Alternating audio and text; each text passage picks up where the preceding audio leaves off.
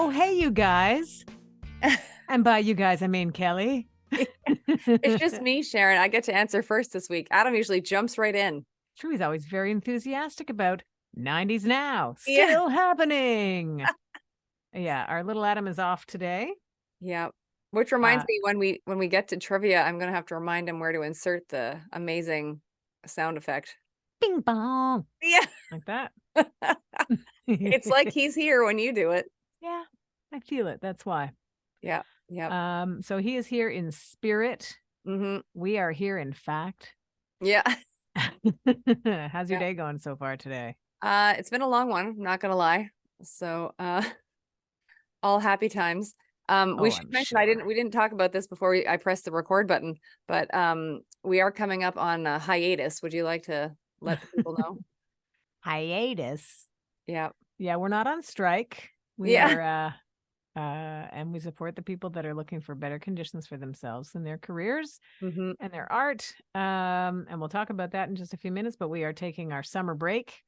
So we'll do this show and then we'll do one more show for the summer and then come back and take on a new season of 90s Now. Season 12. Season 12. So that's How kind did of that interesting. happen? Interesting that we're coming kind of full circle, at least for the end of season 11, at least for this episode, as we near the end of season 11. It's just you and me, Yeah. Cal, just as the show started. Yeah, And then, all of the way course, back to we added what we needed by bringing Adam on board, of little course. Adam. Yeah. Yeah.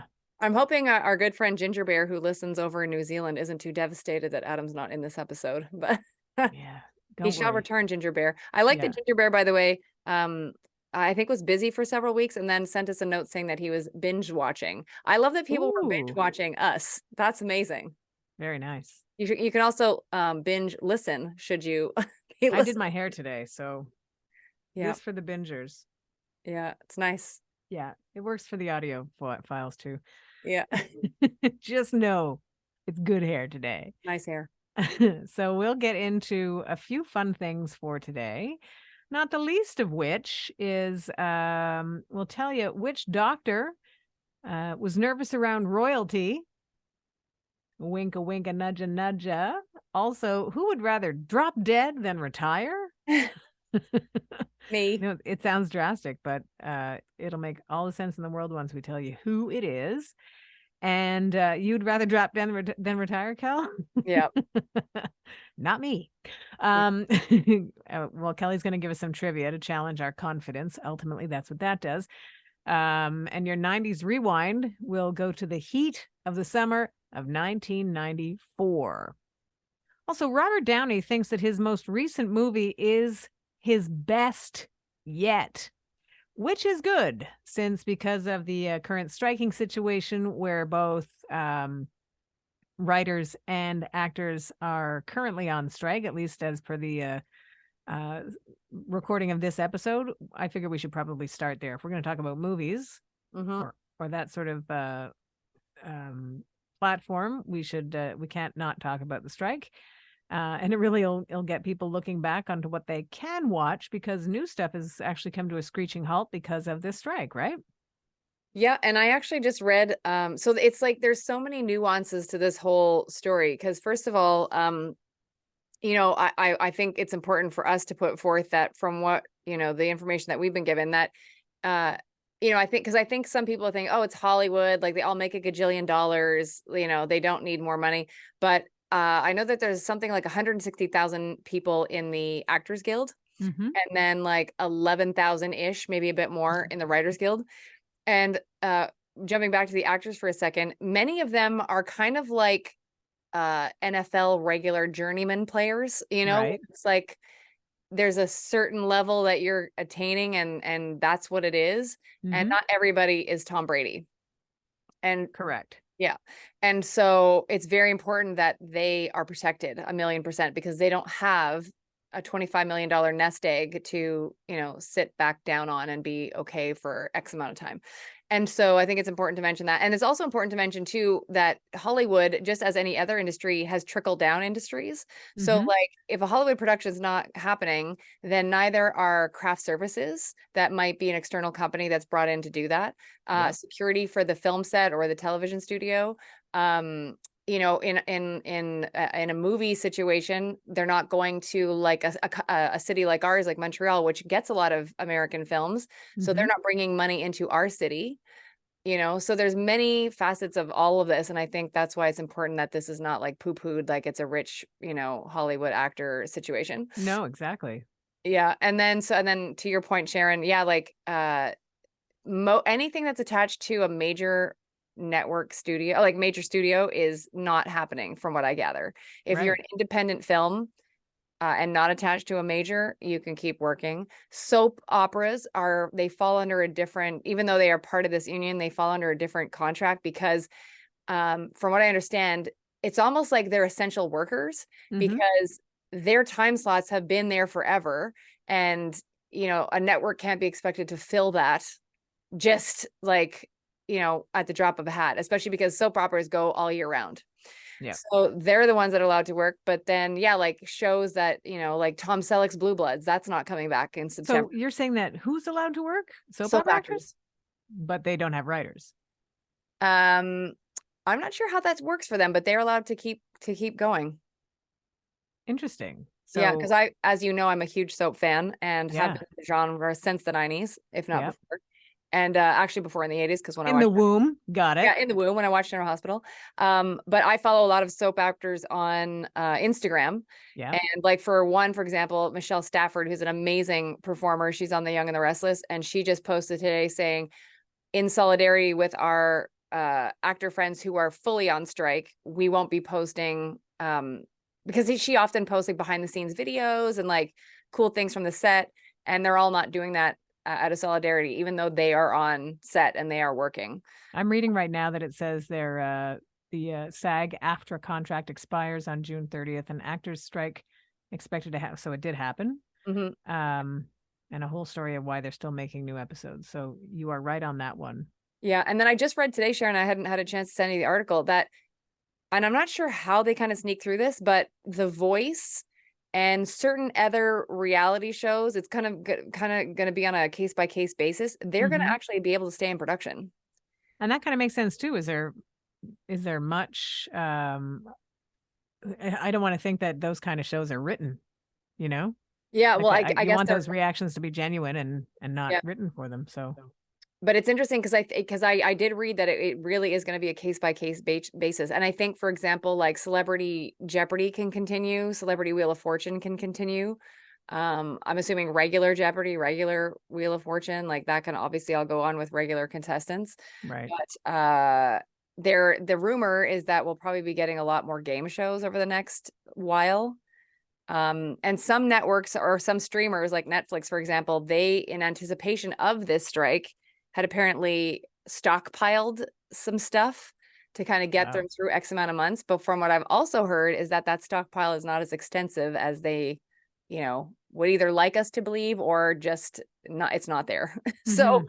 So we'll have to, I think 2024 is going to be interesting to see, you know, the gaps that are going to be happening, especially like, for example, for me, I'm a big One Chicago girl. Like I love Chicago Fire. I love Chicago PD.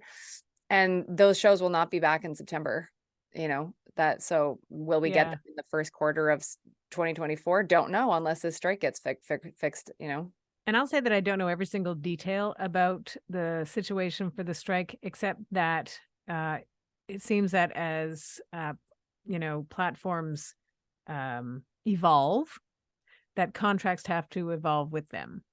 Yep. So where people are missing out on residual payments because their contract hasn't included, let's say, whatever new platform where this is now being made available, I think that has to be made fair. And it's just as simple as that. I mean, I can say it confidently. It's as simple as that.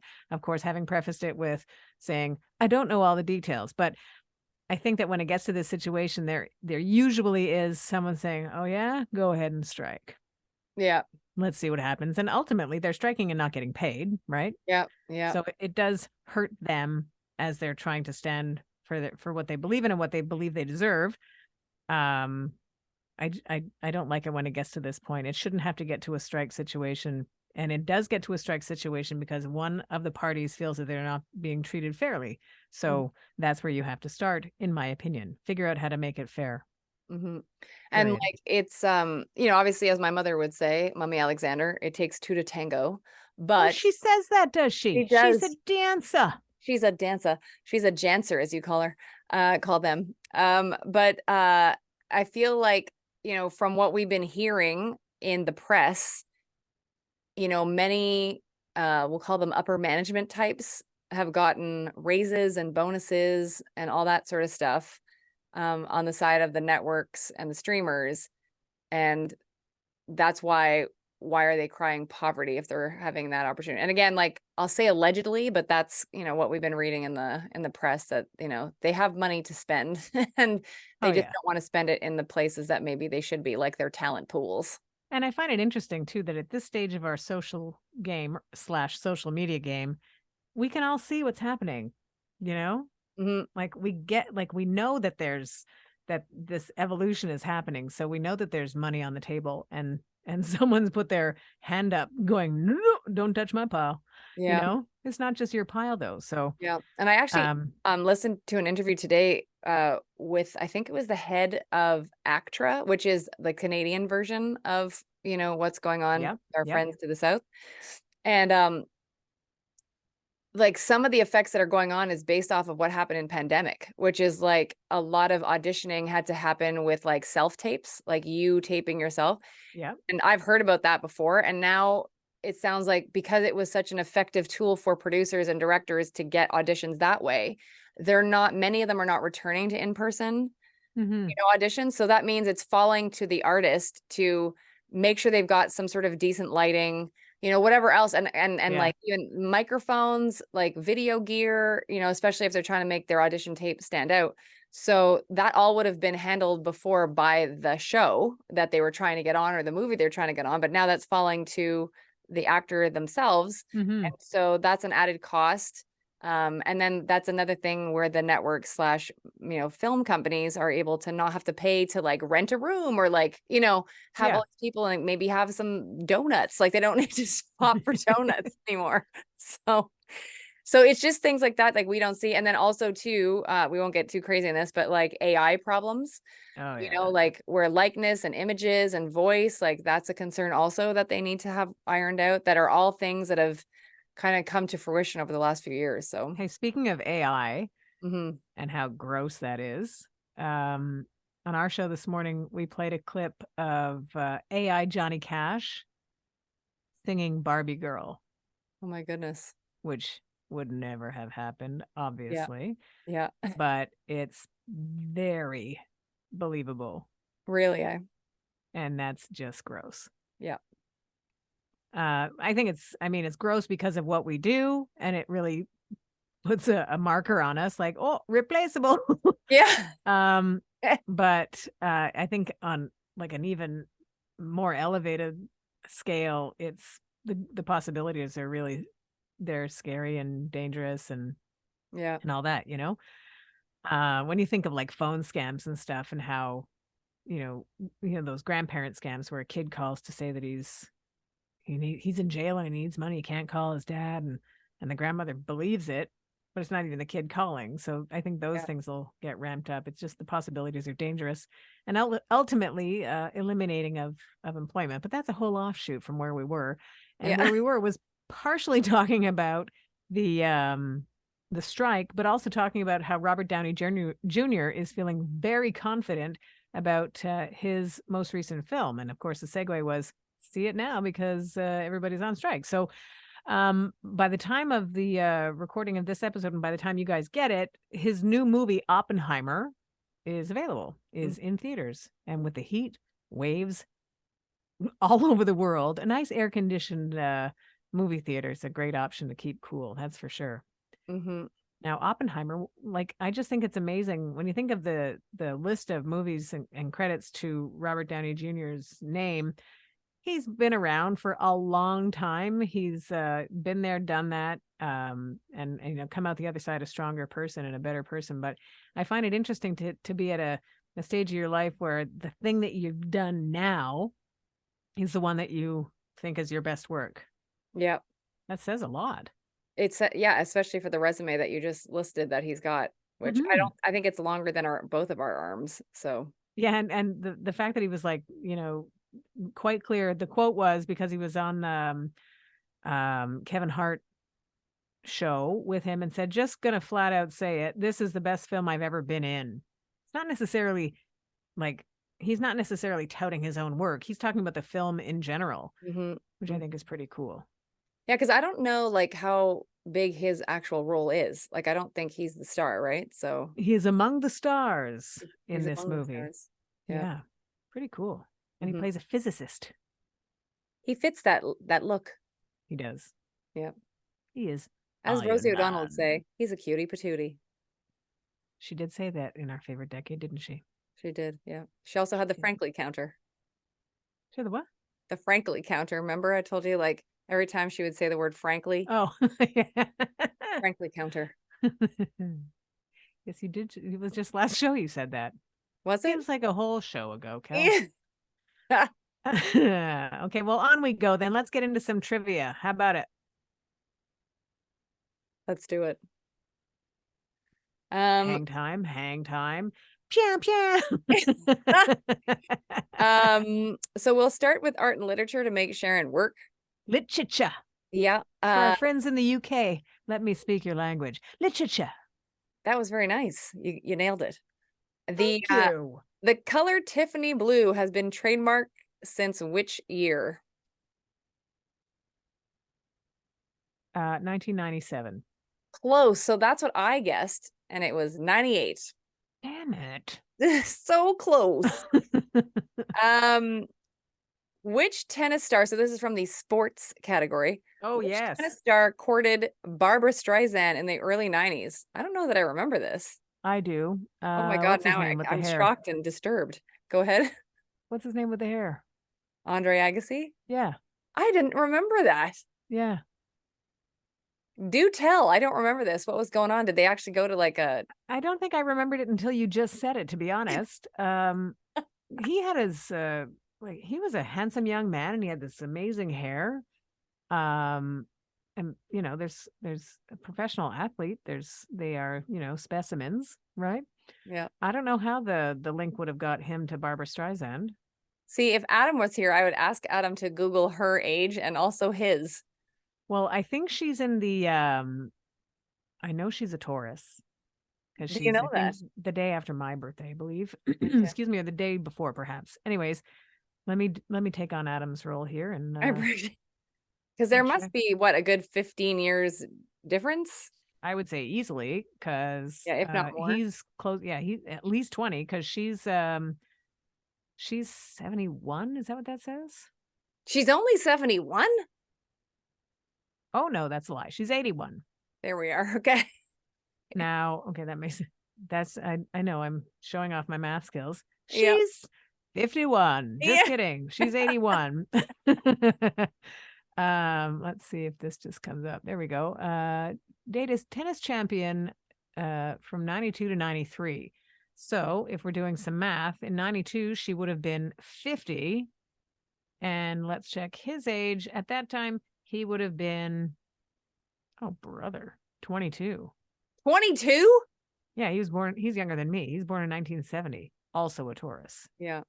That's why. Either they succeeded or they did not, because they're both Taurus.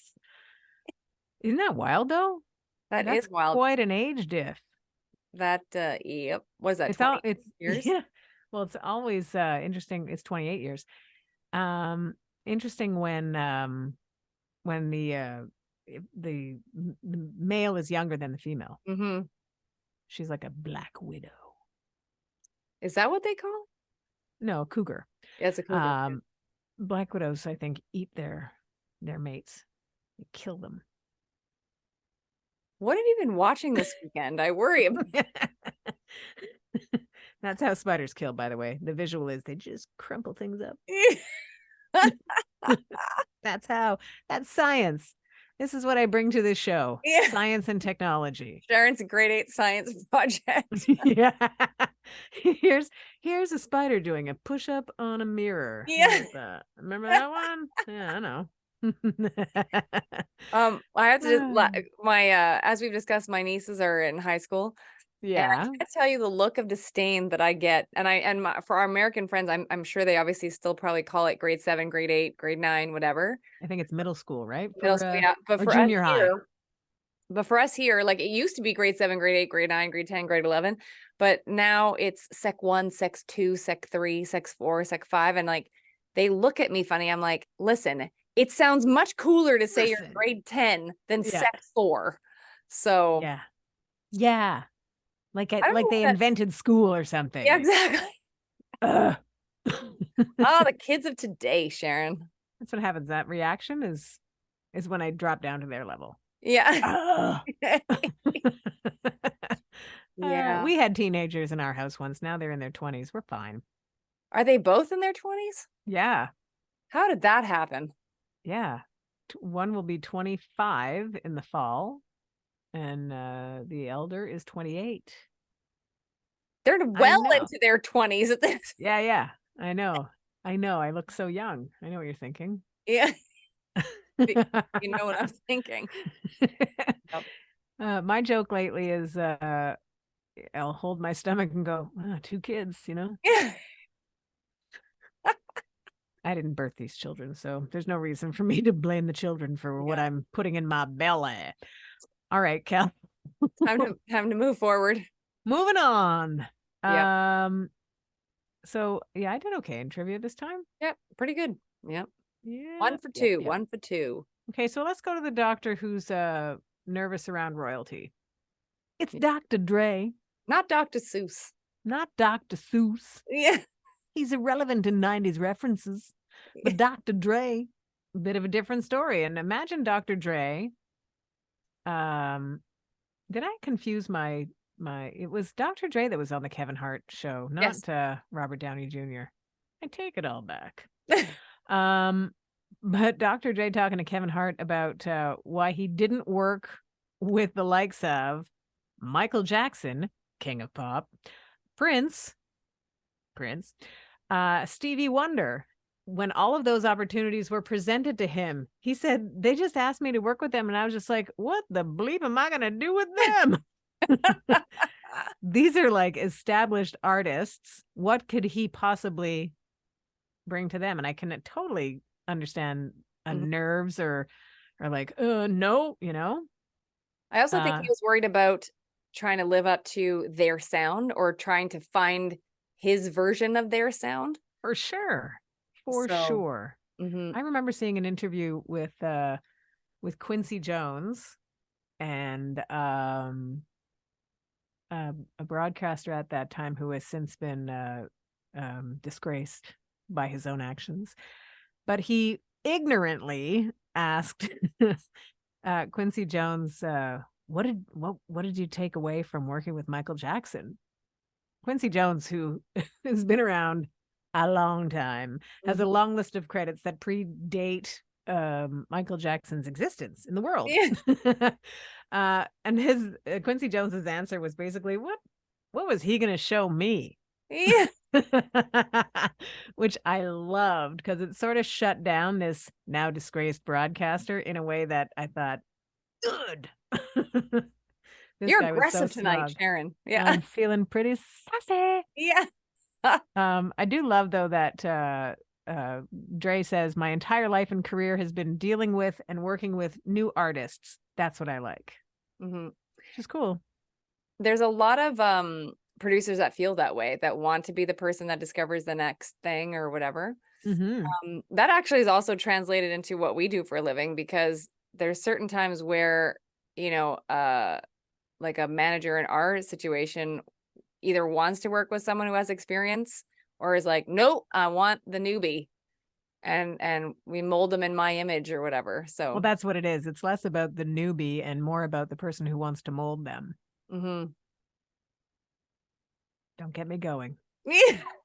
Too late. Don't get me started. Yeah, yeah, yeah. And you know what? Not to take away from or overserve Dr. Dre, he refers to those artists as his heroes. Hmm. So it's with no disrespect that he didn't work with them. certainly with great reverence, I'm sure that he was like, no. If He Janet pulled, ever asks me to work with her, I'm saying yes. I can bring cowbell to the table. you know what, Kel? If she asks me to work with her, I'll say yes too and invite you. Okay, I appreciate Okay. that. Yeah. Oh, we should do a quick update before you move on to because our longtime listeners will know that, we're huge fans of Cece Peniston.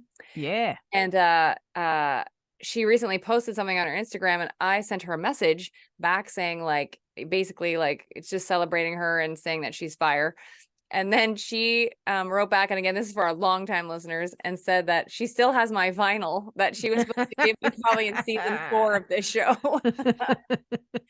So still hoping to get that vinyl. Yeah. You're on her mind though. So that's cool. Yeah. Because the vinyl actually, is for obviously I love her song Finally, but my favorite song from her is We've Got a Love Thing. Oh yeah, great song. And so that was the 12-inch vinyl she was going to sign for me. Or she actually, I believe has signed it. It just has never found its way to me yet. So fingers crossed, Sharon. That's that. A side note for a second. That song was a wedding saver for my friend's wedding back in the day when the Oh, DJ really? was. Oh yeah, because the DJ was all like playing ballads and and this was, I think it might have still been light outside, and he was going down the road of songs for the older part or older generation, whatever, and people were leaving. And my friend was like, you got to do something. So I went up on the stage and I said, oh, hey, you got any of this? And I was rifling through his stuff, which DJs love when you do that. They love it. And I'm like, oh my gosh, look, you have this. You should play this. And he's like, oh, you think? And it was We Got a Love Thing. And it was like, the way it starts. And everybody was like, wow. They all went to the dance floor. I'm like, great. Now you got to play this, this, this, and this. Yeah. Here you go. I'll be back. His experience was more catered to an older audience, but they weren't they weren't staying. Say catered to the dearly departed. Yeah, really. Like, oh, this is a beautiful string arrangement. Oh my god, come on, guy. Anyways, what were we just talking about? Cece Peniston, and there was something else, and you said, what did you say before that? Because there was something I wanted to tie it into, and I'm totally blanking on that now. Vinyl 12-inch. I don't know. Oh yeah, that's it. Thank you.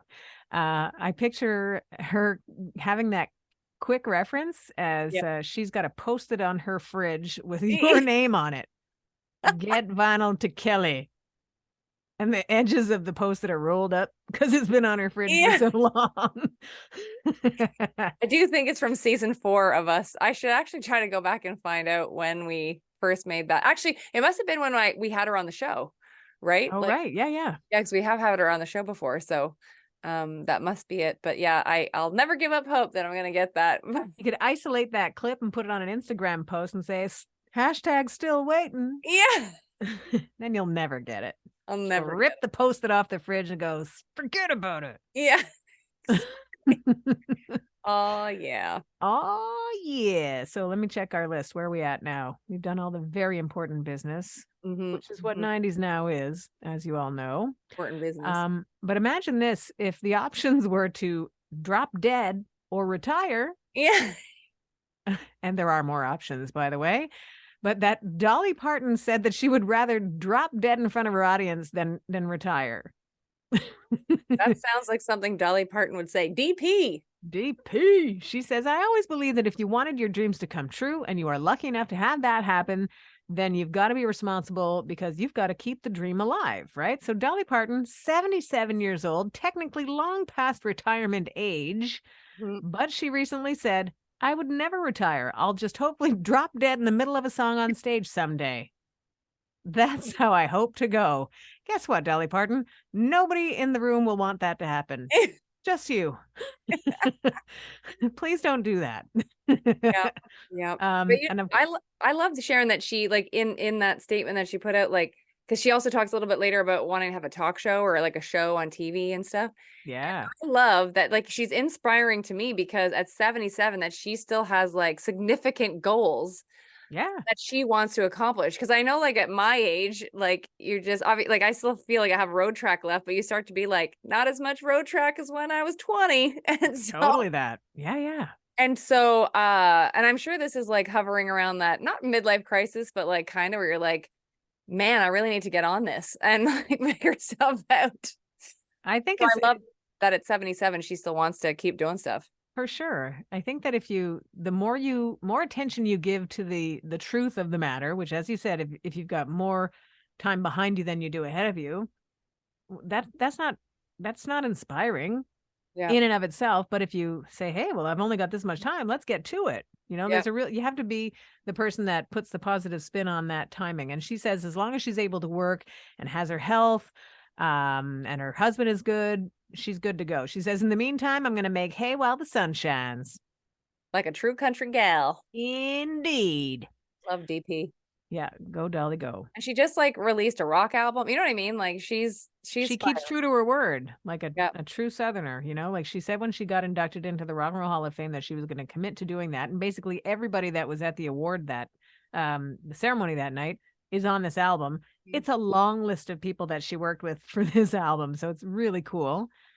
And I love that she, puts it out there and then she does it. She says it, she does it. And you know what's interesting too about Dolly Parton is like she's kind of like the Betty White now. The Betty White. Well, she's always now going to be cool forever. Yeah. I mean, she was cool already, Yeah. but like she's hot all over again with everybody. Like her peers, Miley Cyrus age. You know what I mean? Like she's got the fans that are just like she's cool, like a la Betty White, who remained cool, till the end of her time also. Totally. And if we're She has that. comparing notes, Betty White had, I mean, for age, Betty White got a whole 22 more years. So Dolly, keep it up. Keep it up. Don't die on stage. Yeah. Do not. How about a 90s rewind? Kelly, you ready for that? 1994. 1994, after millions of people witnessed his farewell shows to the tune of over $900 million. It's a lot of dollars. We're going to go back to the summer where he was on the soundtrack to one of the great blockbusters, The Lion King. And Can You Feel the Love Tonight? Elton John is on our minds. And if I have to borrow $1,000 from someone, it's going to be him. How about All for One? And I Swear. That's a song that got a whole new life. Like, was it 10, 15 years after? Just a beautiful summer song, for weddings and stuff. Yep. Yeah. Beautiful summer song that just like for I almost did a shoulder shimmy, Kelly Alexander. Fantastic Voyage. The late, great Coolio was on our radios at that time.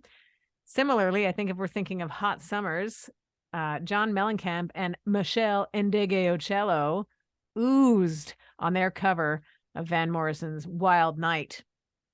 And also wild to think that this summer will mark the 22nd anniversary of the passing of Aaliyah, who was 22 when she died.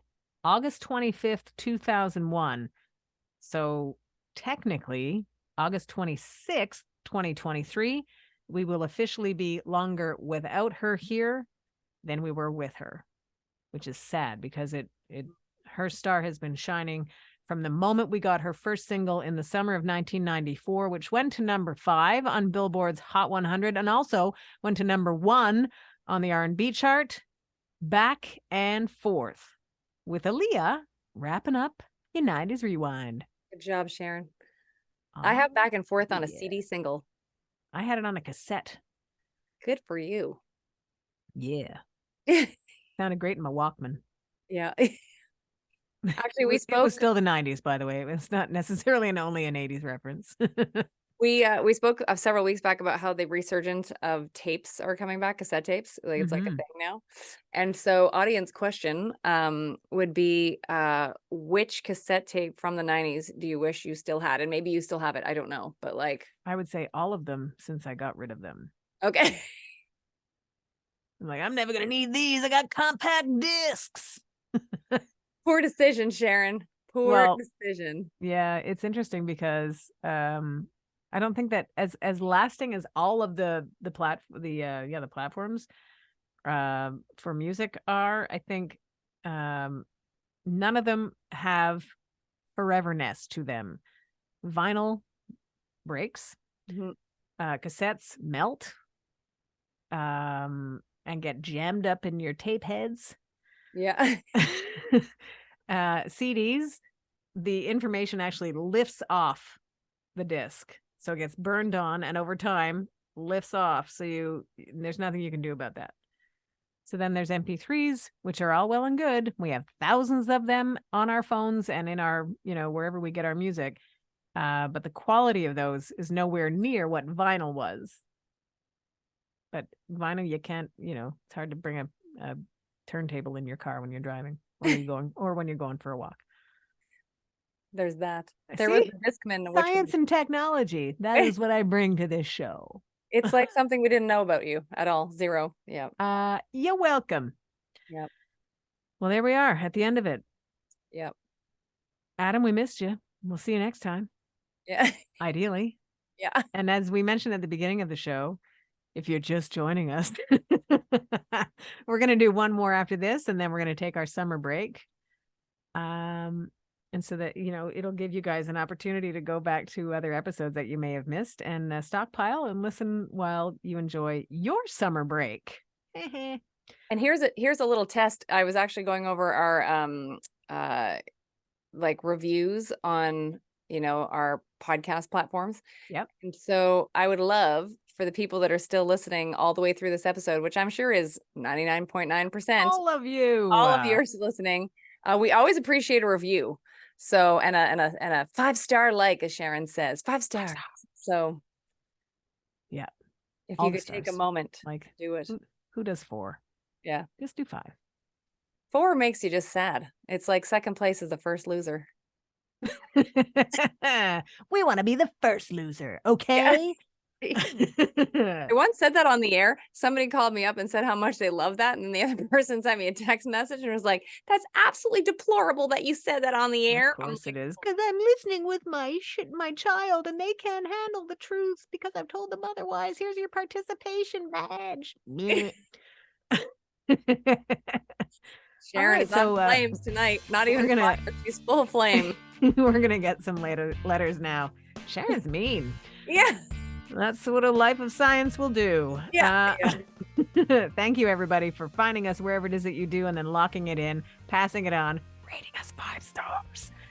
And thank you for listening to 90s Now. Still happening.